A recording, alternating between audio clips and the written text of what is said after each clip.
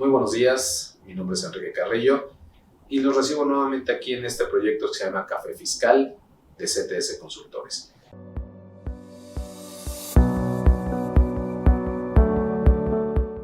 Bueno, pues vamos a empezar con este tema tan interesante y para eso me da un gusto recibir nuevamente al contador público Alberto Martínez, experto, como ya saben, en materia fiscal y otras tantas ramas, y vamos a platicar de este tema tan interesante. Alberto, ¿cómo estás? Enrique, buenos días, muchas gracias. Perfecto. Pues bueno, ¿cómo ves este tema tan interesante? Amanecimos el 24 de abril con la publicación en el Diario Oficial de la Federación de las reformas al hoy extinto outsourcing, ¿no? Sabemos bien que el gobierno actual tiene ciertas políticas anti-outsourcing y bueno, evidentemente ha estado promoviendo ciertos cambios en materia legal, fiscal y de seguridad social, todo con el objetivo de meter en cintura a aquellas empresas que hacen ciertas prácticas no del todo buenas, pero sin duda alguna también esto está metiendo en problemas a todas aquellas empresas que sí hacen las cosas bien, ¿de acuerdo? Pero bueno, vamos a empezar a platicar un poquito acerca de este tema, Alberto. Y a ver, si nos podemos ir en un orden, vamos a atacarlo de la siguiente manera. Tenemos disposiciones de Ley Federal del Trabajo, tenemos disposiciones fiscales y de seguridad social. ¿Cuáles serían, Alberto, los principales cambios en materia de Ley Federal del Trabajo con relación a los cambios en el outsourcing? Así es, Enrique. Cuando se pretenda llevar a cabo una relación de trabajo, es decir, la contratación de una persona que preste servicios de manera subordinada, lo que busca estas nuevas reformas a las leyes laborales y de seguridad social es la intermediación, es decir, que la contratación sea de manera directa y que no a través de un tercero se evite, como bien lo acabas de comentar, quizá el cumplir con obligaciones fiscales a cargo de los patrones. Perfecto, perfecto. Entonces, digamos que la subcontratación, tal y como viene o venía en la Ley Federal del Trabajo, ya está prohibida. Es correcto. Está prohibida la subcontratación, excepto que sea especializada. Es decir, que tenga un objetivo en particular.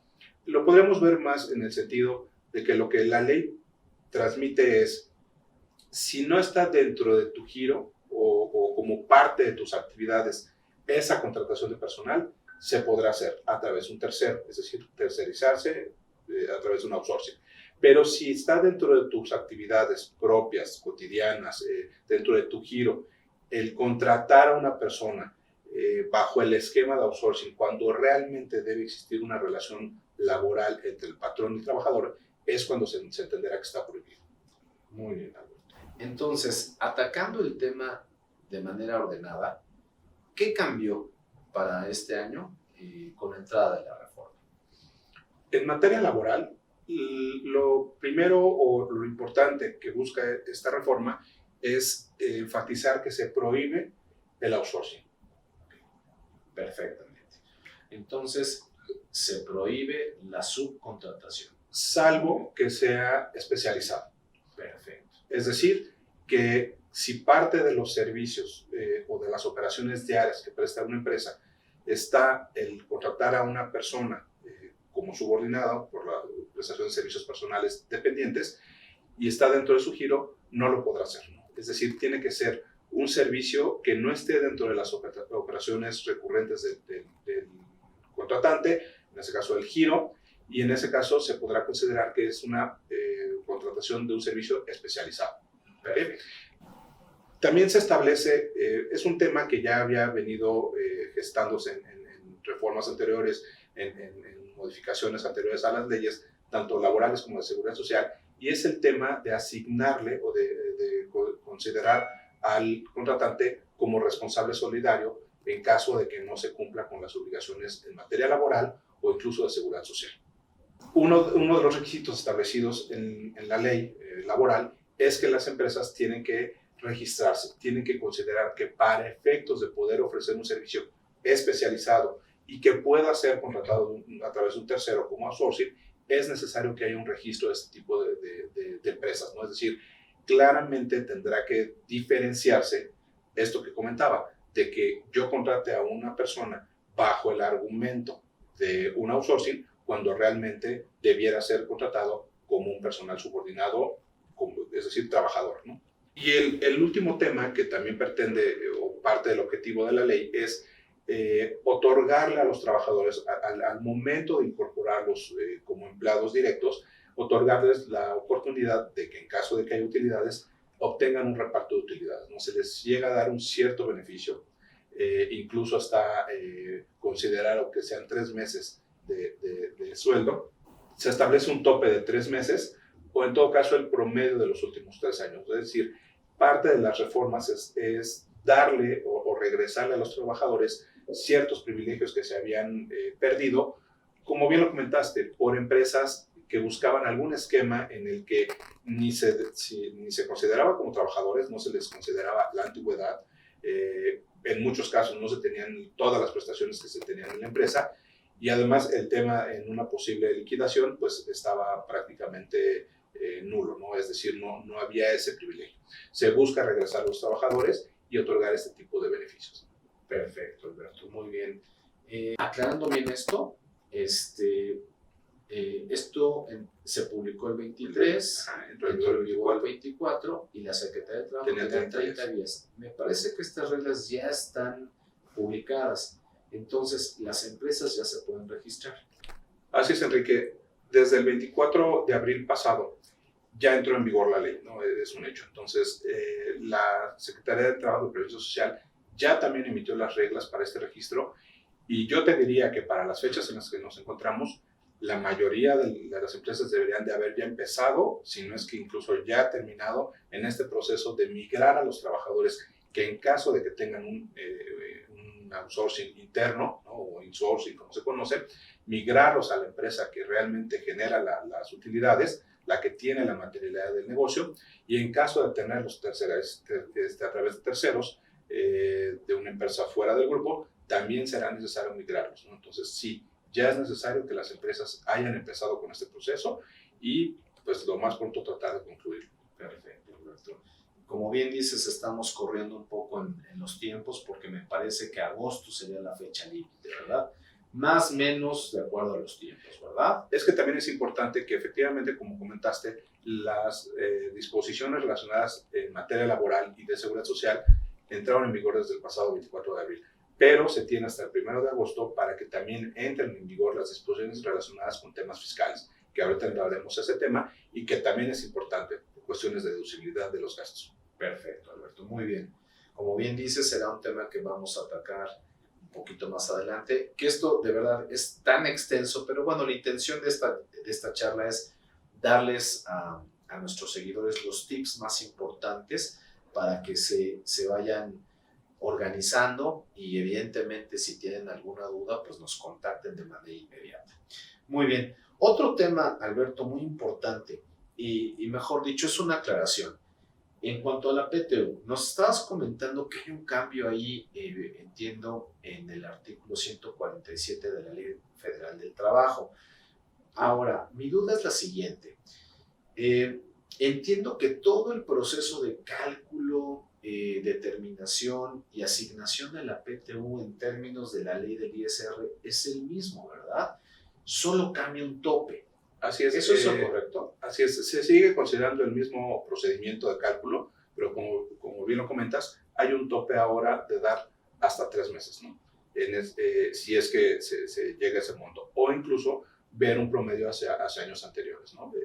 Aquí lo importante a considerar es que en el caso de que se esté migrando a los trabajadores a empresas con utilidades, pues hay que ver realmente entonces el precedente, porque no lo había, ¿no? Es decir, no se había otorgado esa prestación o se había otorgado quizá como alguna ayuda, quizá como algún bono, es decir, no estaba establecido claramente, claro, es muy probable, como un reparto de utilidades, sino quizá más bien nada más como un beneficio o una ayuda adicional a los trabajadores. Perfectamente. Y esto habrá que revisarlo porque podría ser bueno o malo dependiendo de las cantidades. Entonces habrá que hacer números y planificar un poquito, ¿verdad, Alberto? Así es correcto. Aquí, bueno, reitero el tema de que lo que pretende la ley es regresarle, de cierta forma, a los trabajadores beneficios que a lo mejor no los tenían o que los tenían de manera aislada, ¿no? Aquí, con la eliminación del outsourcing, ¿no? O claramente el hecho de que se contrate de manera directa, los trabajadores evidentemente deberán de formar parte de las empresas que generan las utilidades y evidentemente se tendrá que hacer un cálculo y un análisis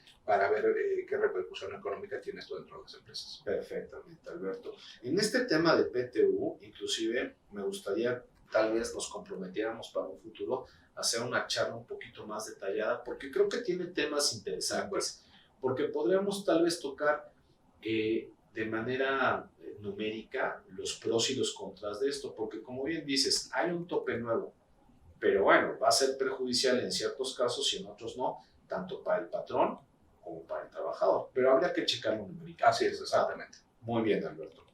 Bueno, vamos a pasar al tema de seguridad social, entendiendo por esto IMSS e Infonavit. A ver, platícame, ¿cuáles son los principales cambios en esta materia? Se establece la obligación de cumplir las obligaciones de la Ley Federal del Trabajo para evitar la responsabilidad solidaria del contratista, ¿no? Es decir, aquí regresamos al tema original o al tema objetivo de la reforma, y es que no a través de un tercero se evite el cumplir con obligaciones tanto de seguridad social como fiscales, ¿no? En este caso. Perfectamente. Entiendo también que vamos a empezar a reportar información al instituto, ya sea al Instituto Mexicano del Seguro Social o al Infonavit, ¿es correcto? Así es, se establece una obligación de estar informando cada 4 meses a estos institutos. Perfectamente. Finalmente, Alberto, hay un tema importantísimo y este es el tema de la prima de riesgo de trabajo. Sabemos todos que las outsourcing tenían un esquema especial donde una empresa de outsourcing tenía o podía mantener hasta 5 primas de riesgo de trabajo. ¿Qué pasa con esto?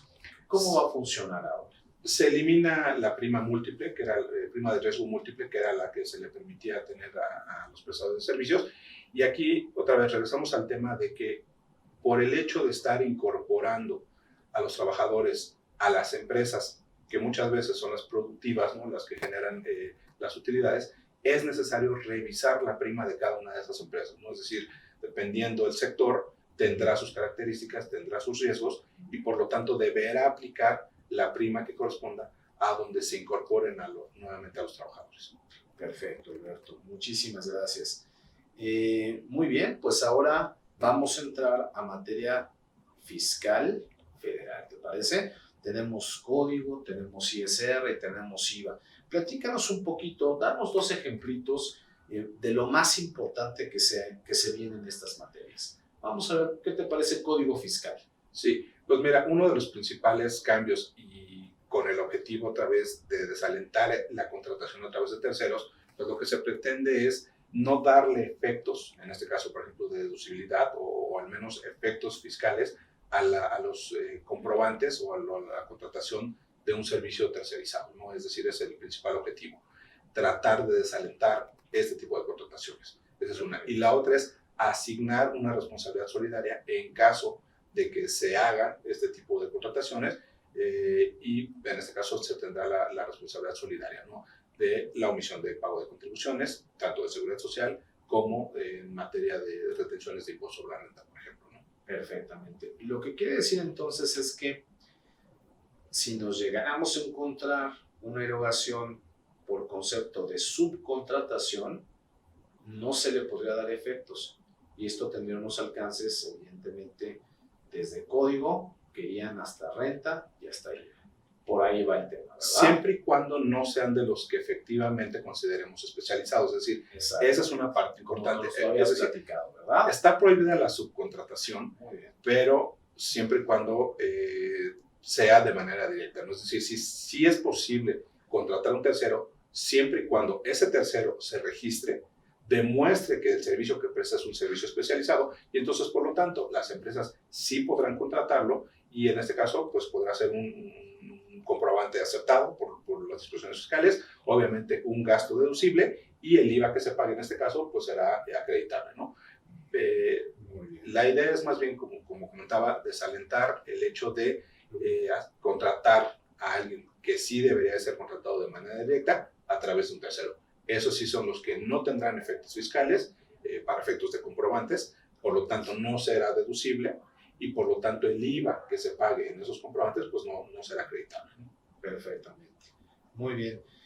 ¿Qué quiere decir esto, Alberto? Que entonces la subcontratación como tal se prohibió, pero se matizó a un servicio especializado, ¿correcto? Es que hay que partir de un hecho, Enrique. La subcontratación de un tercero no es que esté mal, el problema es que se mal utilizó. Como tú bien lo dijiste al inicio de la charla, hubo empresas que utilizaron este esquema de contratación a través de un tercero más por el hecho de evitar el pago de contribuciones. Es decir, yo creo que en ese sentido tampoco es que tengamos que dejar de contratar a un tercero, ¿no? Es decir, déjame poner un ejemplo y a lo mejor con esto queda un poco más claro. Una empresa que se dedica a la elaboración de productos, a la fabricación de productos, es necesario que contrate, ¿no? para poder producir esos bienes, pues los servicios de limpieza, ¿no? O los servicios de seguridad. No necesariamente es el giro del negocio, es decir, puede contratar a alguien de limpieza de manera interna, sí, pero muy probablemente por cuestiones de costo o de asignación de costos, será necesario contratarlo a través de un tercero. Lo mismo pasará con la seguridad. Claro que puede contratar a alguien de manera directa, pero también hay empresas especializadas o expertas en este sentido que pueden prestar un mejor servicio. Esas son las que, de manera lógica, pues pueden seguirse contratando, siempre y cuando, como lo reitero, el prestador de servicios, en este caso, demuestre esa especialización y en todo caso también el contratante pues demuestre la necesidad de contratarlo, no de manera directa. Perfecto, muy bien, Alberto.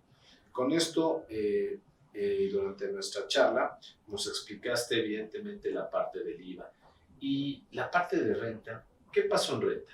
Bueno, en renta, como sabemos, para efectos de poder hacer deducible algún gasto, es necesario que se cumplan con requisitos fiscales, ¿no? En ese sentido, el principal es eso, que se contrate a una empresa especializada, ¿no? Ese es el principal requisito. Es decir, se tendrá que demostrar a través de la autorización que haya hecho ese tercero, ¿no? Y nosotros, en todo caso, solicitarlo, tenerlo dentro de esos expedientes para poder después justificar la deducibilidad del gasto. Perfecto, Alberto, muy bien, me queda claro. Aquí, entonces, hemos dado un vistazo rapidísimo en Ley Federal del Trabajo, Código Fiscal de la Federación, ISR, IVA y Seguridad Social, ¿verdad? Ahora, ¿cuáles serían las recomendaciones? Vamos a pensar en 3 puntuales para nuestros seguidores de qué es lo que tenemos que cuidar con estos cambios. ¿Qué tenemos que vigilar? Pues como esto parte de un tema laboral, yo creo que lo principal y sobre lo que nos tendríamos que enfocar es demostrar si efectivamente la contratación que requerimos cae dentro del esquema de una relación laboral, no es decir, una relación de trabajo en donde debe existir un patrón y una contratación directa, ¿no? Ese sería creo que el primer objetivo, analizar dentro de nuestras empresas qué tipo de servicios requerimos y si estos tienen que ser de manera directa, pues evitar el outsourcing, ¿no? Ya ese sería el primer paso. Claro. Y segundo, si requerimos servicios especializados que por ciertas características no me conviene o no es conveniente o es necesario contratarlos de manera directa, hacerlo a través de un tercero. Siguiente paso, si se demuestra Siguiente paso, si es necesario contratar a un tercero de estos especializados, verificar o cerciorarnos de que este tercero cumpla con las nuevas disposiciones laborales, es decir, de demostrar, ¿no? Solicitar la autorización de que es un prestador de servicios especializados y nosotros tener toda la documentación necesaria.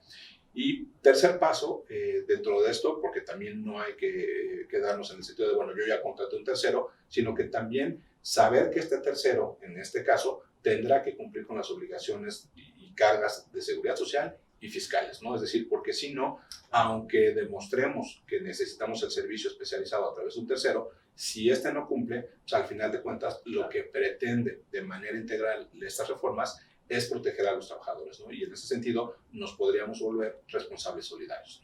Exactamente. Es decir, quiere decir esto que si el contratista no cumple, quien va a tener que cumplir será el contratante. Así es.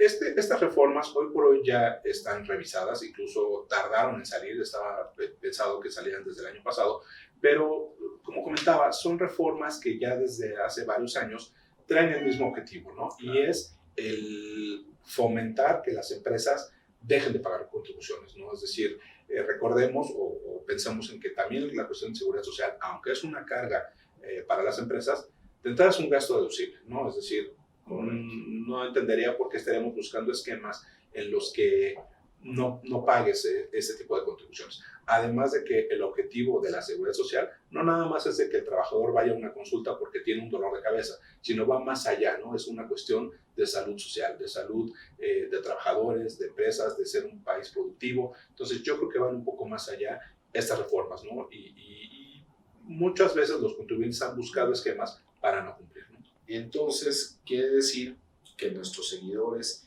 y en general las personas que se ubiquen en esta situación tendrían que cuidar también mucho el objeto, ¿verdad? Tendrían que revisar sus actas, ¿verdad?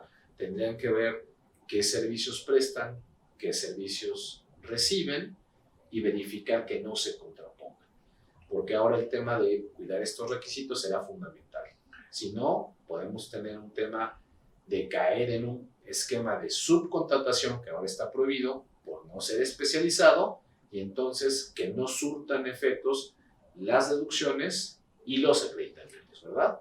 Exactamente, estoy de acuerdo contigo, Enrique. Lo importante es que las empresas estén conscientes de esta reforma, de que ya entró en vigor, de que se necesita o es necesario hacer un análisis, como bien dices, de las operaciones y de los servicios que yo requiero, ¿no? De manera subordinada o a través de terceros, y en su caso reasignar, ¿no? Es decir, si yo ya tenía una empresa de prestación de servicios interna, muy probablemente será necesario ahora incorporarlos a la empresa productiva, ¿no? Entonces, si el primer paso, considerando que ya la reforma está en vigor y que los plazos para cumplirla están ya muy cercanos a vencerse, es necesario que las empresas estén haciendo un análisis real de la prestación de servicios que hacen, el objeto, el giro para el cual fueron creadas y los servicios que requieren contratar al personal, ¿no? Ya sea de manera directa o de manera indirecta. Muy bien, Alberto.